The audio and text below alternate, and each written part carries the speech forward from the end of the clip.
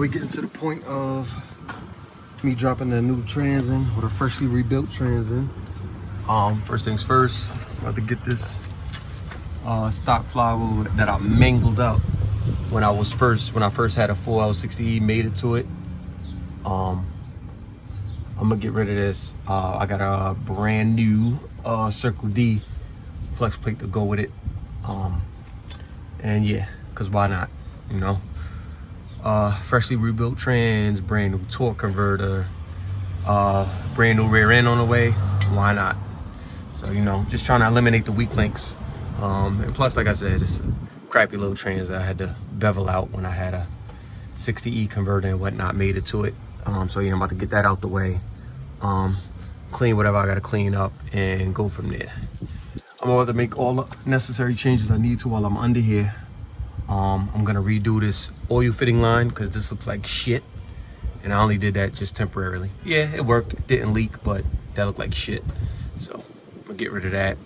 I'm doing everything while I'm under here, aside from what I already did, like you know, sway bar links, the new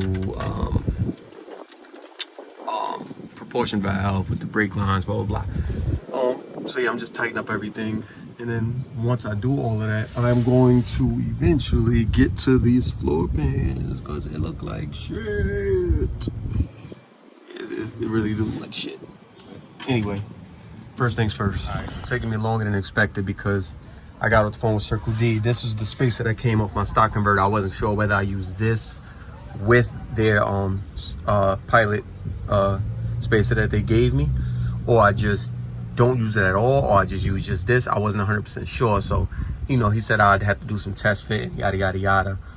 From what I'm seeing and like from the eyeball measurements, I think this will work right here, because once I throw the bolts, once I throw the ARP bolts in, and that actually makes up for the space, because the ARP bolts is a bit shorter than the stock bolts that came with this. So you figure with the spacing of the thickness of the flex plate added, that's enough distance to, you know, be able to go in and not bottom out and cause no damage. So yeah, I think I'm gonna sit this to the side. This will just stay with the stock converter, and I'll just use the spacer that I ordered from them with it. For my last test, I'm gonna actually take the converter out and I'm gonna just mate up to it and just see how it sits in the pilot. So yeah, I'm gonna do that first and see how that goes.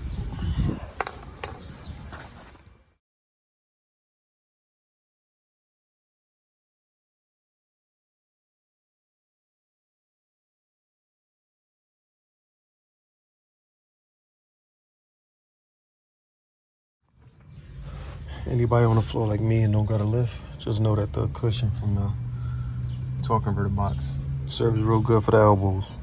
I'm sorry, the shoulders. While you're trying to test fit everything or install everything.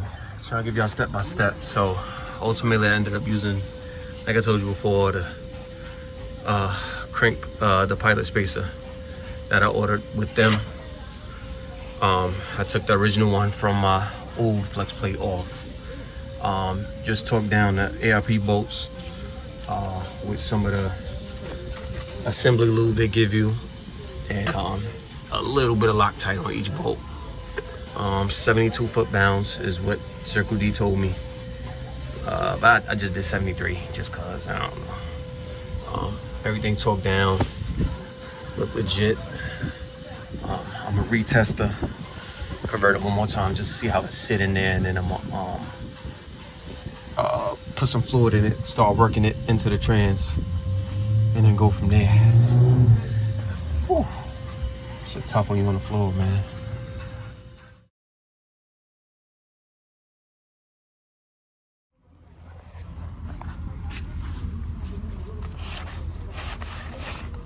It's a cutoff yesterday, so back at it today. Had to get some stuff done. So right now, just throwing some fluid in the converter, seeing how much it take down. I was hearing around 2 quarts, but let's see. And nothing special. It's a 480E. It's a GM trans. They're not too picky when it comes to trans fluid. People got their opinions, but listen, I done seen the cheapest of cheapest trans fluid being put in cars that's making a whole lot of power, and they were reliable at making it.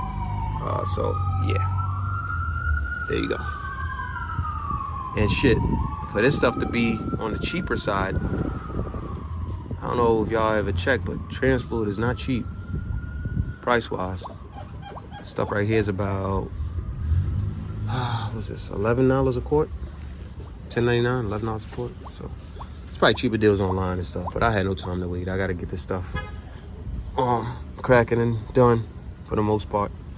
I at least went ahead and bolted up and mounted. I'm not gonna start the car today because I don't have the remaining quarts of fluid to dump in it. Also, my new trans cooler that I ordered, the Jrod one with the fan on it, because I'm gonna mount it in the rear a little bit, like probably on back side of the rear floor pan, but that won't be here for a few days, so I can't fully fill up the fluid in the trans and run it. So for now, it'll just be in the converter, chilling out. So yeah, get back with y'all.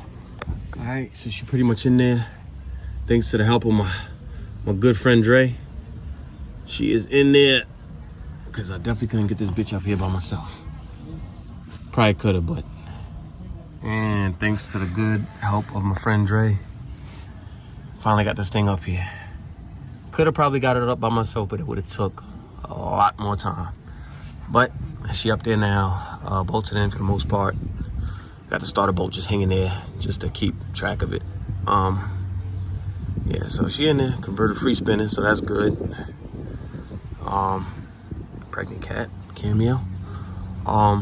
So yeah, I'm gonna start working on mounting spacing the converter first. Space it out, and then see what the measurements looking like, shim it up, blah blah blah blah, and yeah, it should be good to go. You know, it should be good. Should be good. Yeah, I'm gonna reroute the linkage back to where it's supposed to be and all of that stuff, and probably change out this fitting while I'm here. It should be all right. It should be all right from there. My man Jrod pulled up on me to help me cut out these rusty ass floors. Yes, sir. So we can burn the new ones in eventually. You gotta get your car running so everybody don't just hate me. Look at all this junk. Car was a fucking storage. She was a storage / race car. All right, so Fucking I just bolted my converter back up. Just redid my shift linkage. About to test it and make sure it's in reasonable gear. I want to say that that's park right there. That should be park. Then, yeah, I'm about to see right now though. All right, let me knock this out. Let me go check it out. And I got Jrod with me. He want to help me cut out the floor pan, so we're gonna do that in a little bit.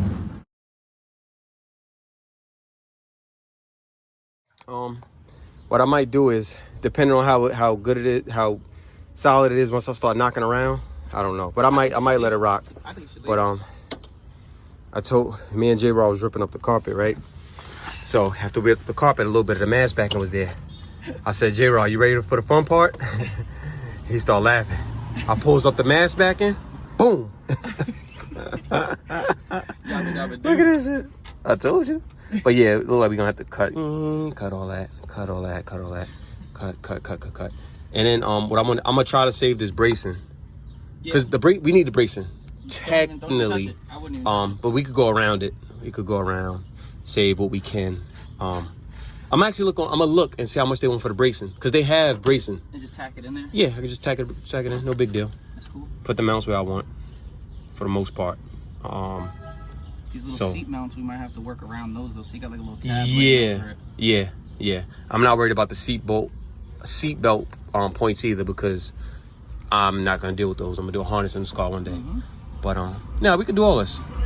And the drive shaft not in right now, so perfect. We don't gotta worry about that. Technically, not for nothing, we could cut. This is still solid, so if we wanted to cut down, like as low, like right where it's, you know what I mean? Yes, but I'm gonna cut a little high too. Let's vacuum. Yeah, come on. So we can see. Yeah.